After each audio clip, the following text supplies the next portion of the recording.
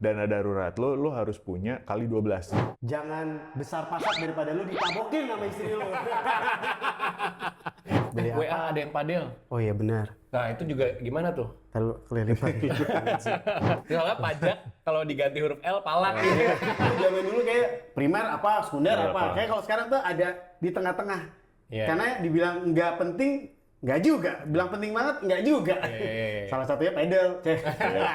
Yang pasti adalah kita tetap butuh menteri keuangan. Nah, itu harus ada. Oke, welcome to Top 40 Podcast. Di mana kalian menuju menjelang dan meniscayakan 40 tahun. Jadi kita mau buat tren baru bahwa umur 40 tuh keren. Ya kan? Bisa. Ya. Jadi dulu kalau mikirnya 20-an itu umur 40, wah kayaknya tua banget. Enggak, men. Itu keren. Dan kita ngerasain selama perjalanan itu semenakutkan itu menuju 40, tapi ternyata pas udah deket atau udah over, ternyata asik dan keren gitu. Banyak pengalaman yang kita bisa share. Untuk topik kali ini, kita bahas yang lagi viral, yaitu Menteri Keuangan. Tapi kita nggak mau bahas pemerintahnya, tapi Menteri Keuangan di rumah tangga kita aja. Gimana cara kita mengelola, mengatur keuangan itu sendiri. Oke? Nah, premisnya itu kalau fenomena uang ini kebanyakan ada di Gen Z dan milenial. Jadi mereka tuh kayak kerja terus, dapat uang, capek-capek, ngeluh, tapi kok uangnya habis-habis juga Ya. ternyata. Nah itu kan jadi fenomena yang mesti kita bahas tuh. Kasih masukan dari segi kita nih, yang top 40s gitu ya. Jadi mulai gimana kita mungkin nyimpen uang kali ya. Jadi uang itu supaya nggak terlalu habis gitu. Nah karena dia udah minum nih, udah nggak mau jawab nih. Kalau udah minum udah nggak mau jawab. Dang, kalau dulu deh, Dang. Dadang dulu lah, Dadang lebih bijak Oke. daripada gue gitu. Karena memang gue belum 40. Si anjing. halus banget. Oke. Dang, gimana Ya. nih? Ya kalau karena kita udah lebih berumur, menurut gua kalau pada saat kita dulu awal-awal masih first jobber, gua rasa banyak nggak sih dari kita yang belum punya tabungan. Gitu. Cuman di saat seiringnya semakin tua, ya seharusnya kita udah harus mikir, apalagi yang kita bertiga udah sama-sama berkeluarga gitu kan. Kita yang udah harus mikirin kalau harus punya tabungan, nyisihin tabungan. Mau sebesar dan sekecil apapun, tetap lo harus ada. Apalagi lo yang namanya berkeluarga, lo harus punya yang paling penting dana darurat. Karena kita nggak pernah tahu, tiba-tiba amit-amit ada yang sakit dari keluarga kita. Terus habis itu kalau misalnya ada kecelakaan, nah itu yang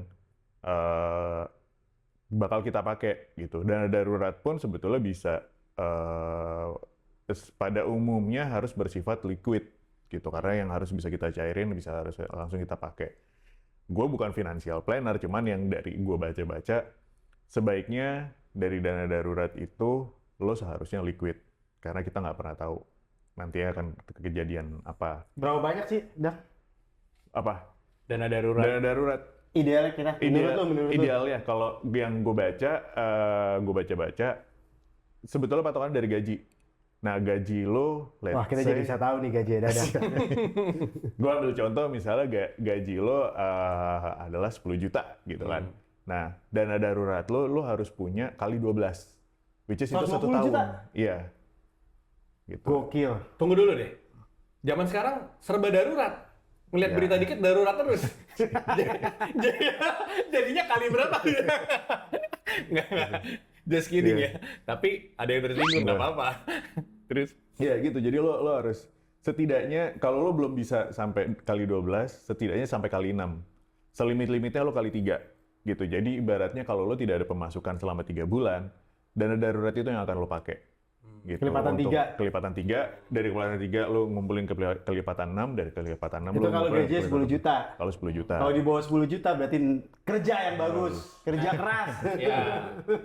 Nah itu Gitu. mungkin sekalian kerja keras. Nah itu gimana? Gua lagi. Enggak, maksud gua kan kalau Dadang kan bilang kalau mungkin kenapa mereka ngeluh nggak ada duit terus karena nggak ada tabungannya. Ya. Ya. Nah kalau lu kerja keras tadi, nah gimana tuh maksudnya?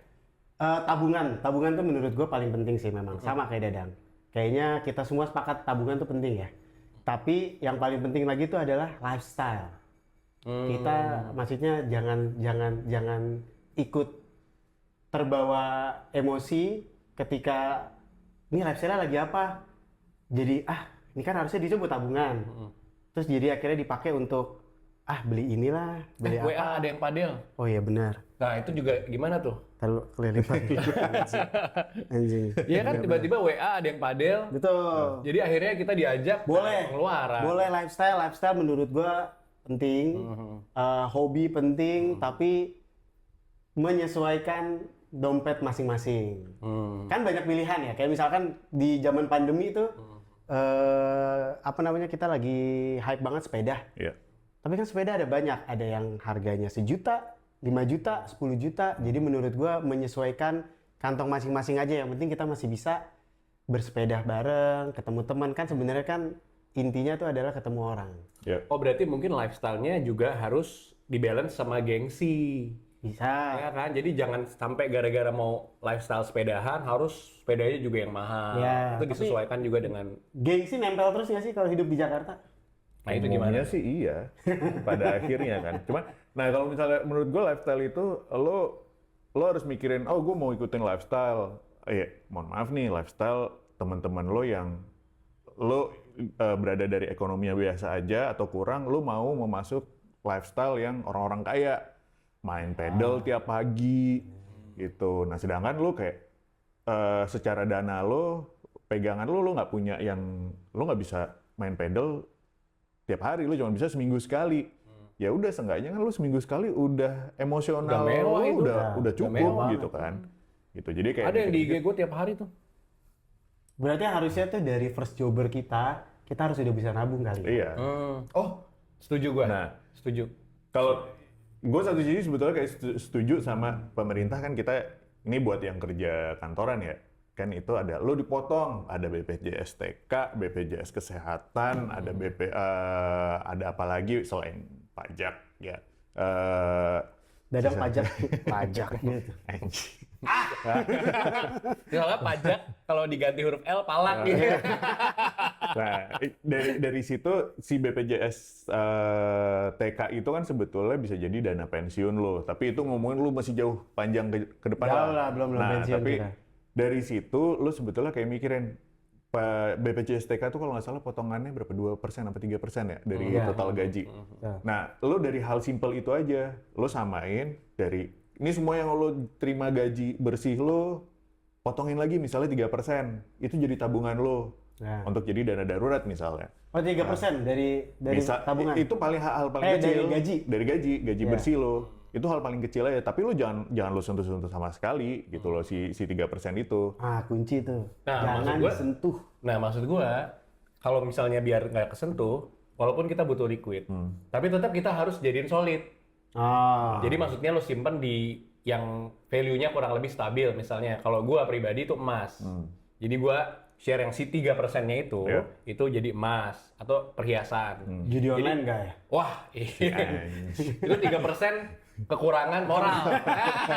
Jadi bukan 3% nabung, 3% kekurangan moral. Iya. Nah, jadi emas dan perhiasan itu, karena gini, emas kan lu nggak bisa pakai logam mulia gitu ya. Tapi perhiasan bini lo tetap bisa pakai. Maksud gua, bini lo tetap ada tanda kutip gengsinya lah dengan pakai perhiasan. Tapi suatu saat lo butuh, just in case itu masih bisa dijual. Ya. Sorry, nggak sentuh-sentuh. gue mau nambahin, ini perhiasan, kalau lo ngomongin emas yang gue tahu, emas itu kan ada kebagi dua nih. Lo tadi ada nyebut ada emas perhiasan sama emas logam.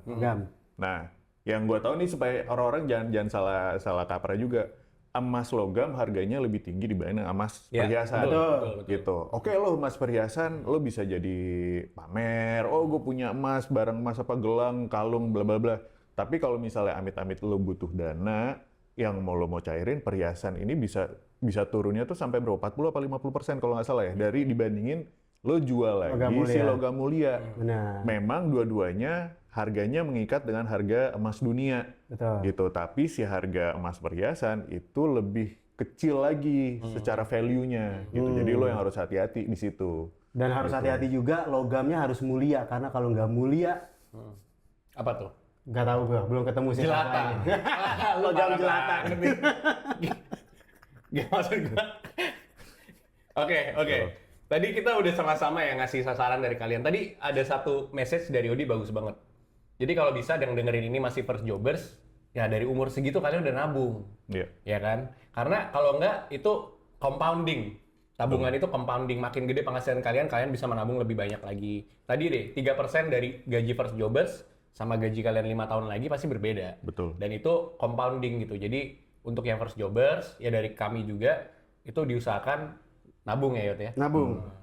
Nah yang paling susah adalah pada saat nabung. Tiba-tiba lihat handphone dikit, wah sekarang bulan apa? 99, 10, Yeah. 11, 12, Online 12, shop. 13, 14, what, apa itulah. Yeah. Nah, kan godaan itu banyak. Betul. Wah, ini kalau nggak beli sekarang nih. Ya. Iya kan? Jadi, cara kita mengedukasi ya pada diri sendiri dan pasangan deh. Ya kan? Karena bisa dibilang kalau saya, menteri pribadi itu adalah istri saya gitu ya. Jadi istri gua, bini gua tuh, menteri keuangan gua. Cara ngedukasinya gimana tuh? Karena kan kondisinya kan kita lagi butuh dana darurat dan kita harus nabung. Tapi ada godaan-godaan banyak kayak tadi padel lah, beli inilah, sepeda lah. Cara kita mengedukasi pada pasangan dan diri kita sendiri. Ya. Gua nih, kalau gua ini agak apa ya bilang? Gue lebih mikirin fungsi dibanding gengsi. Wih, Gila. Rima. ya. Fungsi dan gengsi. Tuh. Rhyming, bro. Iya, iya. Jadi di situ yang kayak oke, misalnya gue handphone gue iPhone, tapi bukan berarti kayak gue tiap tahun ada iPhone baru ya gue Beli, ganti ya. gitu. Jadi gue pakai ini, gue sekarang apa namanya, gue pakai iPhone 16, beli berapa bulan lalu, iPhone 17 sekarang udah baru keluar nih. Oktober besok keluar di Indonesia. Bukan berarti kayak gue nanti Oktober gue ganti iPhone 17. Gue sebelum iPhone 16, gue pakai iPhone 13. Jadi ada sekitar jeda 4 tahunan tuh gue pakai. Kayak gitu. Jadi ya gue ngeliatnya dari situ aja. Gue nggak yang kayak tiap tahun ganti. Ya memang iPhone 13 teknologi udah 3-4 tahun lebih. Ya teknologinya udah beda. Dan udah berasa lemotnya juga gitu kan. Makanya pas gue ganti ke sini, gue beli yang memorinya lebih gede. Ya versinya yang lebih baru, ya chipsetnya juga lebih baru juga gitu. Kalau memori gue setuju sih lebih gede. Karena udah over 40 memori agak suka kegerus-gerus. Betul. Lupa gitu ya. Betul. Ada nama bahasa Indonesia yang baik dan benar namanya pikun. Pikun. Jadi memang handphone kita untuk nyimpen-nyimpen itu membantu banget memori banyak tuh. Bener. Jujur aja. Gitu. Nah kalau lu gimana mengedukasinya Yot? Ke diri lu, kalau tadi kan Dadang nggak usah gengsi, Ya. fungsi aja. Kalau lu? Gue simpelnya, gue tuh karena anaknya suka follow lifestyle aja ya. Antitesis. Gak apa-apa. Intinya, kalau bisa jangan nyicil. Oke. Jangan nyicil. Gua setuju 100%. Jangan nyicil. Gue nggak ngomongin secara agama, gue nggak ngomongin secara hadis atau apapun, tapi nyicil itu sebenarnya backfire buat kita ke depannya, gitu. Karena apa yang contoh Dadang tadi, Dadang beli iPhone terbaru, misalkan ya nyicil, gitu. Oke, ternyata tahun depan Dadang sudah butuh, harus ganti lagi, gitu. Tapi kalau misalkan handphonenya dicicil, cicilnya belum selesai, terus harus dijual, berarti kan nggak tahu sih secara hitungan ekonominya pasti kan ada penurunan tuh. Pasti. Ya kan, daripada lu beli cash, Ya. lu bisa dapat yang lebih lagi gitu. Kalau cicilan tuh setahu gue tuh ada bunga-bunganya. Biasanya ada. Dan itu harus diperhitungkan lagi ya. Kalau misalkan kalian mau nyicil, menurut gue itu harus diperhitungkan. Tapi kalau bisa, apalagi yang berhubungan dengan lifestyle, itu kalau bisa jangan nyicil. Jadi kita beli yang semampu kita. Misalkan memang tadi kan kita udah ngomongin tabungan dana darurat dipisahkan, tapi juga kalau bisa disisihkan juga emang ini yang buat lifestyle kita. Misal lifestyle itu bisa apa aja sih, kayak Jalan-jalan bisa, Jalan-jalan, ke mall bisa, Lo mau nongkrong makan malam enak, minggu. nongkrong, minum kopi, itu sisain lagi berapa persen. Nah itu yang akan diputar gitu ya, emang buat dihabisin gitu. Jadi kalau ternyata misalkan mau beli, sekarang lagi in kan padel ya, mau beli raket padel, kalau emang punya duitnya 1 juta ya kita beli aja yang 1 juta. Yang penting bisa mukul, nggak bisa nerima gitu. Ya Masih bisa fungsinya main, masih fungsinya. Tapi kalau kita paksain untuk beli yang 5 juta. wah ya di atasnya lagi gitu, tapi untuk nyicil, walaupun orang nggak ada yang tahu ya kalau itu nyicil ya, tapi sebenarnya itu Ya raket 5 juta pun nggak jadi lo jago juga kan? benar, kecuali lo mau jadi atlet gitu ya. Iya. Gitu. Ya atlet pun di endorse, kagak beli. Benar. Nah itu maksud gue gini, hal yang sifatnya kalau di dunia peruangan kan kita menteri keuangan nih, itu ada sifatnya aset, sifatnya liability. Oke. Ya kan? Nah, yang punya sifat liability itu pasti punya depresiasi turun. Iya. Nah, itu jangan cicil. Karena lu nyicil untuk satu hal yang harganya akan turun. Beda dengan aset. Tadi Iya. kita ngomong emas, yang tadi Dadang perhiasan, even perhiasan value-nya sedikit lebih di bawah emas, tapi itu masih hitungannya aset. Emas logam. Emas logam. Terus tanah, rumah, whatever itu kan bentuknya solid, itu adalah aset. Tapi Iya. kalau yang sifatnya liability, yaitu seperti misalnya kita ngomong deh motor, Iya. kendaraan, mobil. Ini ngomong yang gede-gede dulu deh gitu ya. Itu yang kalian pikir itu aset kan bisa kemana-mana, nanti itu depresiasi. Iya. Kalau kalian nggak percaya, kalian cek aja harga mobil ya yang rilis tahun kemarin, mobil yang sama rilis tahun sekarang harganya berapa secondnya. Nah itu bisa ketahuan bahwa itu harga depresiasinya gitu. Jadi udah tahu itu bakal turun, ya jangan dicicil gitu maksudnya. Jadi damage-nya lu gede gitu, yang tadinya duit cicilan itu bisa lu buat tabung, tapi akhirnya jadi kepake buat bayar kan gitu ya, sayang ya. Iya, tapi kalau mobil pun sebetulnya yang gue tahu mobil keluar dari showroom itu udah langsung depresiasi 10%. Wah, gila. Tuh. Iya ya. Berarti kalau ngomongin udah depresiasi 10% terus kita belinya nyicil aja bunganya bisa sampai 20 sampai 30% nggak sih? Cuman, nah balik lagi, gue sebetulnya ini mungkin agak kontradiktif di sini. Yang kalau misalnya lo nyicil buat mobil, menurut gue ada orang, gue nyicil aja deh supaya gue kepacu buat gue cari duit.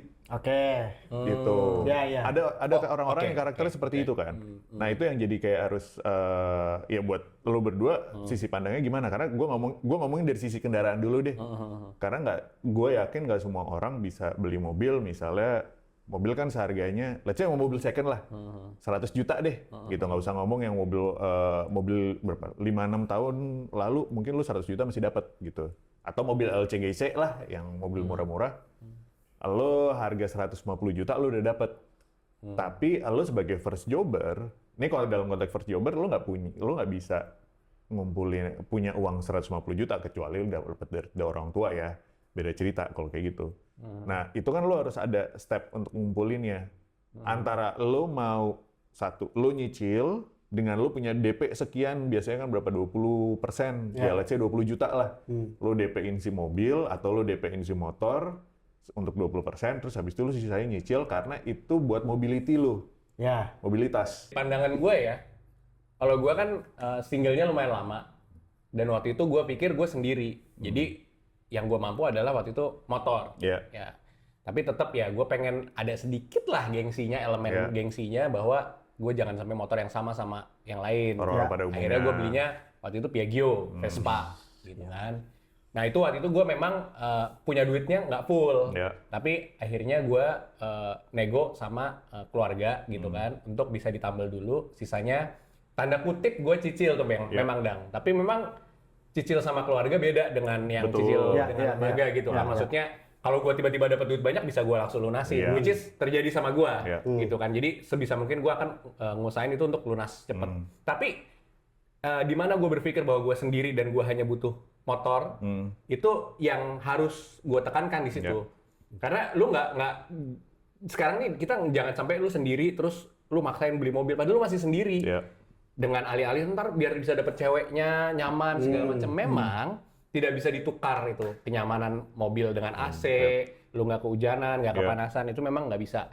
Tapi lu pikir lagi deh gitu. Nah kejadian di gue waktu itu, gue stay di motor lama dan akhirnya gue bisa beli mobil yang gue mau.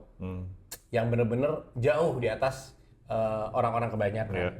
Dan pada saat itu memang keuangan gue mampu beli mobil itu secara cash, walaupun itu second. Jadi memang itu harus ditekankan lagi ke teman-teman semua, kebutuhan lu sebenarnya apa gitu. Iya. Kalau gue mau bahas, gue mau ngelihatnya dari sisi pandangnya nyicilnya gitu. Karena sebenarnya balik lagi ya, walaupun memang tadi kan yang gue sempat bilang bahwa kalau bisa jangan nyicil, Iya. kalau bisa gitu.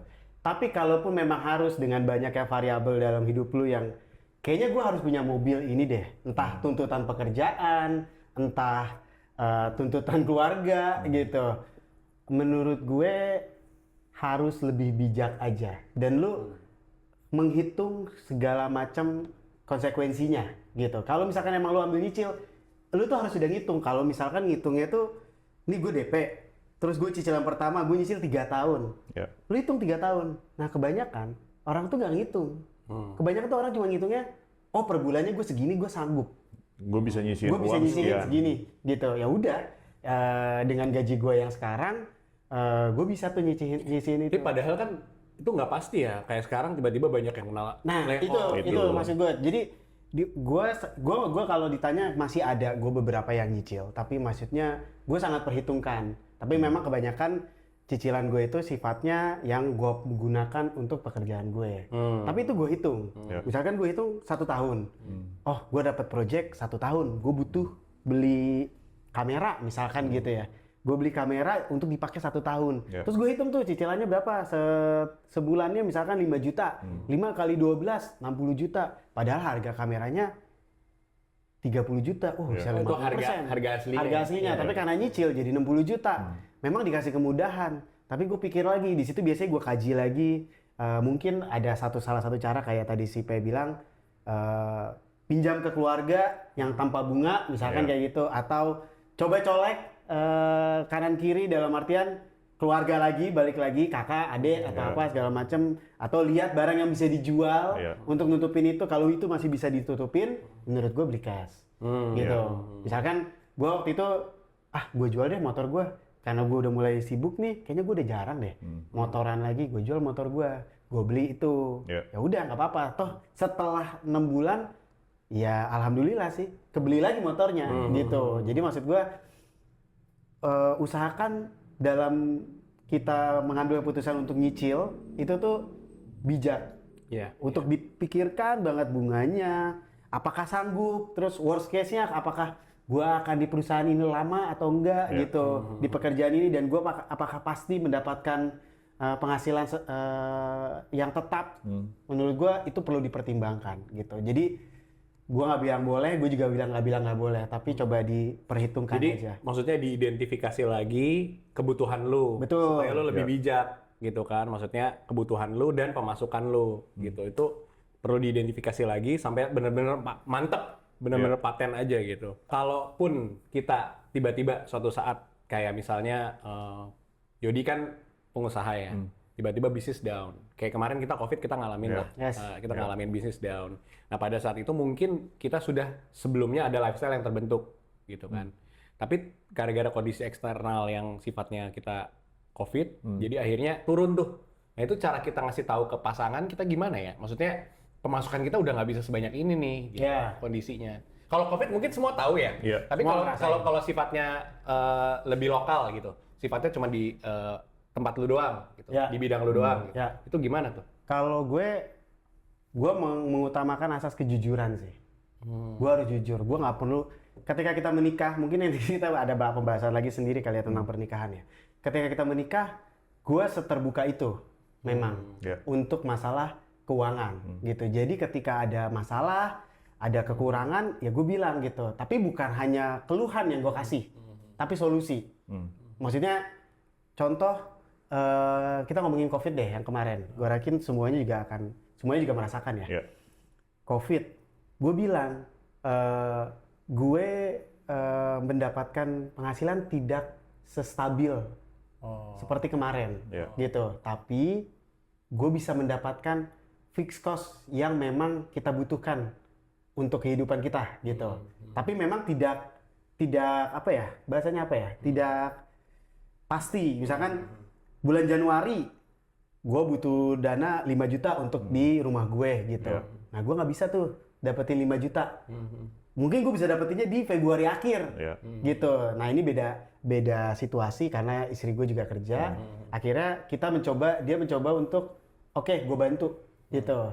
Jadi dia bantu bagian itu. Kemudian di akhir gue punya tanggung jawab untuk gantiin itu semua. Iya. Kayak gitu. Oke, oke. Jadi gue juga ngasih kepercayaan ke istri gue bahwa gue tuh bisa. Cuman gue butuh waktu. Bedanya karena ini COVID, waktunya butuh lebih lama. Yang tadinya gue sebulan udah bisa gue kasih tuh 5 juta, sekarang gue harus 2 bulan. Tapi 2 bulan gue bisa kasih langsung 10 juta gitu. Nah, tapi awalnya itu gue harus jujur dulu. Jadi jujur dan terbuka. Terbuka. Kalau nggak jujur, ya kita tahu bukan gali lubang tutup lubang ya. Tapi jadinya lu nutup satu kebohongan untuk kebohongan yang lain, kemudian lu tutupin lagi. Jadi akhirnya ya menurut gue Harus di-stop di suatu momen. ya, gitu. malah esensi pernikahannya jadi nggak Iya, ada iya, gitu. Itu kalau dari gue ya. Lu gimana, Dang? Gue juga sama, cuman ya maksudnya kalau tadi ngomongin ya jujur dan terbuka, ya menurut gue itu salah satu konsep dari pernikahan nggak sih? Lo sama pasangan lo harus ya jujur dan terbuka, mau apapun kondisinya, karena yang tadinya lo sama pasangan lo yang tadinya cuman kenal temen, terus suka pacaran, terus habis itu akhirnya jadi pasangan suami istri, yang pada akhirnya itu kan jadi keluarga inti lo. Gitu ya, lo ada keluarga inti yang dulu sama bokap nyokap lo dan adik kakak lo gitu kan. Nah tapi si istri ini jadi yang keluarga utama kan. Ya. Tanggung jawabnya adalah di lo, apalagi kita sebagai laki-laki yang kepala keluarga di sini, ya itu tanggung jawabnya kita gitu kan. Tanggung jawab sih, Nah, tanggung jawab itu semuanya. Tanggung jawab semuanya. Nah, jadi bagaimanapun gue pun juga sama. Apapun kondisinya dengan situasi pekerjaan, misalnya dalam konteks karena keuangan, ya gue harus buka-bukaan. Nih, gue nggak ada kerjaan, gue cuma gue nggak ada uang, gini. Ya gue minta maaf, maksudnya lu bisa cover atau enggak, gitu. Atau kalau misalnya, ya udah kalau misalnya bisa cover, tapi memang kita mungkin yang tadi balik ke lifestyle, tadinya biasa main pedal seminggu sekali, ya udah gue mungkin sebulan Pedal ya, sekali. kita lagi pedal ya. Iya. Padahal gue belum pernah main. Iya. Gitu. Tapi gue setuju. Kalau dari gue mungkin berbeda dengan Yodi sama Dadang. Kalau gue, bini gue ibu rumah tangga gitu ya. Jadi penghasilan itu dari gue. Ya. Tapi satu yang gue ibaratnya satu culture dari keluarga gue itu budgeting sih. Jadi Iya. maksudnya kalau kita ngomongin Menteri Keuangan pasti akan erat kaitannya dengan budgeting gitu. Jadi lu sebulan itu kira-kira lu akan habis buat pengeluaran apa aja. Nah, Iya. itu lu catetin kira-kira segimana, keluar tuh angkanya. Nah, dari angka itu kita bisa identifikasi lagi, oh ternyata angka ini berlebihan ya. Oh ini ternyata angka ini nggak perlu ya, kayak Iya. gitu-gitu. Akhirnya kita bisa sortir lagi, Iya. mana yang benar-benar yang tadi Dadang bilang, yang kita butuh. Betul. Tapi tidak mengurangi yang tadi Yodi bilang, lu tetap dapat lifestyle, Iya. tetap ada budget untuk lu lifestyle. Iya. Nah, itu yang sebenarnya menurut gue penting di setiap rumah tangga, cara mengedukasinya. Jadi terbuka dan jujur udah pasti, dan kita bertanggung jawab. Iya. Iya. Dan yang pasti semua itu dikuantifikasi jadi budget. Kira-kira butuh budget berapa nih untuk dalam tadi Yodi bilang 5 juta misalnya kisarannya kayak gitunya lah. Iya. Jadi lo hitung pengeluaran lo. Ya, dapur masing-masing beda lah Betul. nominalnya. Gue tuh menganalogikannya tuh kalau kayak gitu tuh seperti ya gue megang kemudi, gue yang mutusin semuanya, tapi gue butuh navigator. Iya, ya layaknya kayak lo mobil rally aja. Mobil rally, ya betul. Jadi istri gue yang akan ngarahin gue, dia yang ngingetin, tuh depan belokan tajam. Ya gue harus bisa ngerem. Oh. Iya. Atau gue gas. Kalau lu mau ngegas, ya udah. Tapi lu tanggung jawab ya. Belokan itu lu harus rapih. Iya. Gitu. Kalau di rally kan misalkan lu mau belok gitu ya, belok depan belokan tajam. Kalau malah ngegas, tapi ternyata lu bisa. Ya udah gitu. Iya. Tetap ujungnya tetap ada di gue gitu. Tapi selalu diingatkan depan belokan, depan letter S, apa segala macam tuh selalu seperti itu gitu. Jadi kayak apapun yang gue keluarkan untuk lifestyle, ya pasti selalu diingatkan tadi yang lu bilang, lu udah ada budgeting, kurang lebih itu sama, tapi dia ngingetin apa memang harus hal-hal seperti itu. Terus kalau gue bilang, tapi gue harus nih, oke, yuk kita kaji ulang. Jadi gue selalu berdiskusi sama pasangan gue untuk hal-hal yang apalagi yang sifatnya nggak tahu ya kalau sekarang tuh urusan primer sekunder kayaknya tidak Blur nggak, gitu ya? iya nggak kalau zaman dulu kayak primer apa sekunder Iya, apa apa. kayak kalau sekarang tuh ada di tengah-tengah Iya. karena dibilang nggak penting nggak juga bilang penting banget nggak juga Iya. salah satunya pedal lagi Karena iya balik lagi karena ada lifestyle itu. Zaman dulu lifestyle apaan sih? apa sih paling Iya. nongkrong di warung Dan kopi iya zaman dulu, lo sekarang ngomongin, ya gue butuh lifestyle karena itu part of kerjaan gue kerjaan, networking, mental health. mental health Jadi komen kalau kita mau di episode selanjutnya bahas mental health ini seru nih. Tuh, jadi ya kalau zaman dulu lo ya maaf nih om tante bokap nyokap gue dulu kayak lo kerja pagi berangkat sore pulang abis itu udah ngurusin anak keluarga udah sesimpel itu. Iya. Tapi memang nggak bisa dijamakan, maksudnya konteks zaman dulu sama zaman sekarang pasti beda. Pasti beda. Tapi ada formula yang dulu yang masih bisa kepakai. Kita bisa pakai. Kenapa nggak dipelihara lah gitu? Ya tinggal dipilih-pilih aja mana yang menurut kita cocok. Gue nggak ngomongin masalah positif negatif karena bisa jadi positif di gua bisa jadi negatif di Yodi gitu. oh iya benar Jadi sesuaikan yang lo pilih-pilih yang cocok di elunya gitu. ya yang pasti adalah kita tetap butuh menteri keuangan Nah, itu harus ada. Terakhir, kita mau tutup dengan tips kita nih, Ya. ya kan? Untuk tips keuangan dari Top 40s buat semua viewers, gitu. Mungkin siapa yang mau mulai duluan? Terserah. Lo ada Tips? Heeh. belum kepikiran coba kita buka Kalau mungkin gue buka dulu ya. Ya. Kalau tadi intinya semua yang kita bicarakan itu ada di peribahasa. Ya. Jangan besar pasak daripada tiang. Jadi maksudnya pemasukan lu itu harus lebih banyak dari pengeluaran lu. Kalau misalnya lu punya pemasukan sama dengan pengeluaran lu, itu udah ibaratnya udah hati-hati tuh. Jadi lu harus hitung dulu tuh. Jangan gara-gara tadi, oh pemasukan gue cukup kok, ternyata gue bisa nyicil sekian. Nah ternyata cicilan itu harus dihitung sebagai pengeluaran lu. Iya. ya Yang nantinya ternyata oh lebih besar. Makanya orang sering ngeluh, tanda kutip. Yang konteks awal, premisnya lu sering ngeluh, kok nggak ada duit mulu. Iya. Ya itu gitu, karena lu pikir dengan pemasukan lu itu bisa nutupin, ternyata itu adalah pengeluaran. Kalau gue sih itu sih. Ya, kalau gue sih, gue balik ke tadi yang si lebih milih fungsi, jangan gengsi. Karena kalau gue ngomongin sekarang, semua orang butuh handphone. Sekarang tinggal balik lagi, lu butuh handphonenya yang berfungsinya sebagai apa, ya gitu. Yang pada akhirnya, ya lu jangan flexing juga, gitu. Kalau di situ yang kayak, gue butuh iPhone. iPhone kan ada banyak, lo mau dari iPhone yang basic, kayak gue nih cuma iPhone basic doang, bukan yang Pro, bukan yang Pro Max. Menurut gue ini udah cukup buat gue, gitu. Lo nggak perlu yang kayak, oh gue mau yang iPhone Pro Max. Belum lagi masalah keuangan lo ternyata yang emang, ternyata amit-amit lo pinjem uang pinjol gitu. Buat beli iPhone. Buat beli iPhone. Aduh. Gitu kan. Kenapa Cuman sih? gara-gara lo mau flexing doang, Iya. buat apaan Men, gitu. ini Infinix. bagus itu ini Brand China rakit di Indonesia. Gila. Thank you, Dan. Nah, gitu sih. kalau gue simple gue sama kayak Pe jangan besar pasak daripada lu ditabokin sama istri lu Oke, guys. Kita ketemu lagi di episode selanjutnya. Gue Pe. Gue ada ini. dan gue Yodi Sampai ketemu di Top 40s Podcast. Bye-bye.